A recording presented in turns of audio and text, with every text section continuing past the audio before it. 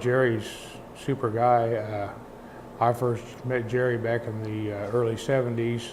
He got me involved with the fire department, and he's just been fantastic to help me throughout the years with fire service. And he's one heck of a good friend. He's more like a brother to me. For the last 45, 50 years, Jerry has done nothing but give for anything and everything in the community. I mean, not only monetary, but also labor-wise. He's volunteered for the ambulance service, fire department. He's been the mayor, been on the city council, and May 24th, his house burnt, and he got second and third degree burns. They lost everything. And it's now time for us to stand up and give back. Well, I've known Jerry for a lot of years, and he was always jovial, lighthearted, fun to be around, until I served on the city council the first time with him. And I saw a different side of him then. He was more determined and devoted to making the community a better place to live, safer. And usually when he set his course, he kept to it without any misgivings. And you know, I've never heard anybody say anything bad about him. You know, he lost a grandson in Afghanistan, and everybody supported him then. And I think it's going to be the same thing this time.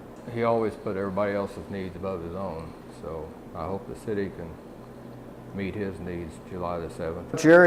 Jerry is a person that has give to everybody in the community. It doesn't matter whether he was at work, if there was a call that came in, anytime that there was something going on emergency-wise, Jerry was involved.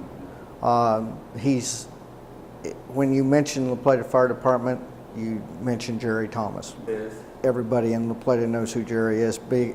When he wasn't doing the fire service or the emergency services, he was installing their telephone lines, so everybody knows Jerry. I can't imagine anybody that has a bad word to say about Jerry. A great person, has a great personality. You know, we've worked together. Well, he's been on the department longer than I have, and when I was younger, why I thought that he was kind of crazy about some of the things that we did, but it was all for the betterment of the community and betterment for all of us even. And Jerry's always the first to be there whenever you need him. When the first responders called out, he's the first to be there. I was watching TV the other day, and I thought, oh my gosh, that's a guy that's got his ears bandages. It was Jerry. He was right out here at the intersection. I'm thinking, he's still recovering, and he's out there. So, and they're just a great family. I grew up with their girls, and good family, good cause.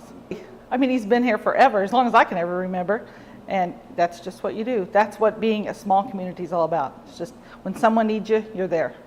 His girls, that's who I probably know the best, and yeah, they give a lot to this community. Tab and Lori do a lot for this town.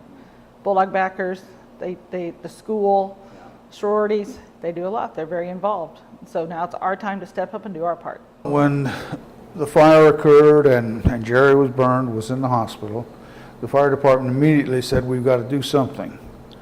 And other departments, the Dare County Ambulance, Kirksville Fire Department, Atlanta Fire Department, Macon Fire Department, all wanted to be involved. And so we began thinking of the all-day thing, and we set up a committee. I volunteered to chair it, and we have a young lady from Macon on the committee. The fire chief at Atlanta is on the committee, and then Tammy Carmack and Jan Peterson, who are spouses of members of our department. And we just began setting it up and planning what we wanted to do. And the Presbyterian Church said they would provide biscuits and gravy at 7 to 9 in the morning. We decided to get a dunk tank and a bounce house for the kids, and we'll set those up. We're going to have silent auction in the Legion building where it's air conditioned and there are restrooms. And we're going to sell raffle tickets there in addition to the silent auction, and T-shirts. We've had T-shirts made up for the event, and hope that they will be a big seller. As Tina stated, she's going to be in charge of the food stand, which will be running all day from about 10 o'clock till 3 in the afternoon. We have a live auction at 4 o'clock. The Men's Golf Association is going to be serving steak sandwiches and/or plates for our supper. And then we're closing it off with a music event from about 8 to 10 o'clock. And we're bringing in some groups and some individuals from the surrounding area to help us with that. I can only imagine what the medical bills are as long as he spent in the burn ICU at Columbia. There's no way to judge that, really. They lost everything in the fire. They have, since he got home, they have purchased a van to replace the van that was destroyed. And they have purchased a home, which will be brought back into the same location. There has to be some modifications on the foundation and so forth for that to happen, but they have purchased that. However, we had a councilman in town who offered his dad's home. His dad passed away recently, and he offered his dad's home as long as they needed it here in town. Now, whether they're going to use that or not, right now they're staying at a daughter's home. She and her husband are on vacation. I've known Jerry I married Jerry and Peggy 45 years ago, the 30th, this Saturday. And so I've known him almost as long as I've been in La Plata, which was in 1964. We have been involved in the fire department together. I have just a year and a half or 2 years seniority on him, but that's only because I was here before he was. And my youngest son married one of his daughters, so there's family involvement as well. And as I said, I've known him all his life, or all his adult life. He was a graduate of La Plata, but that was before my time of coming to La Plata. Served in the military, a feat for which he is very justly proud. And he served as mayor of La Plata. Someone probably already mentioned that. He and 4 or 5 others of us here in La Plata were one of the first 300 EMTs in the state of Missouri back in the early 70s. And we have all since let our EMT license expire. Jerry has continued first responder, and as was stated by some of the others, he's one of the first responders on the scene anytime the call goes out.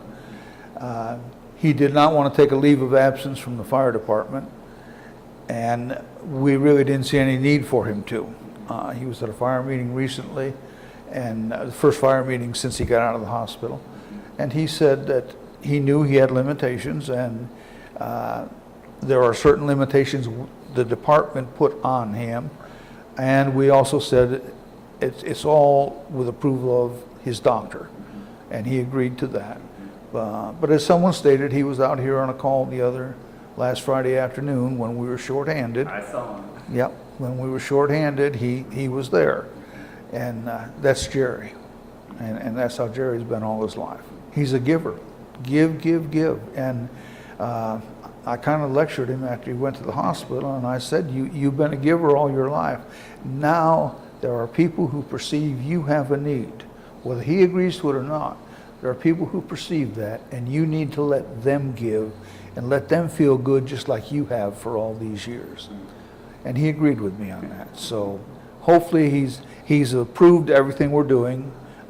We did not want to do anything behind his back, but he and the family approved what we're doing, and he'll be there for some of the activities on that Saturday, and I'm hoping to have him out on stage at the end of the music show just to say hello to people.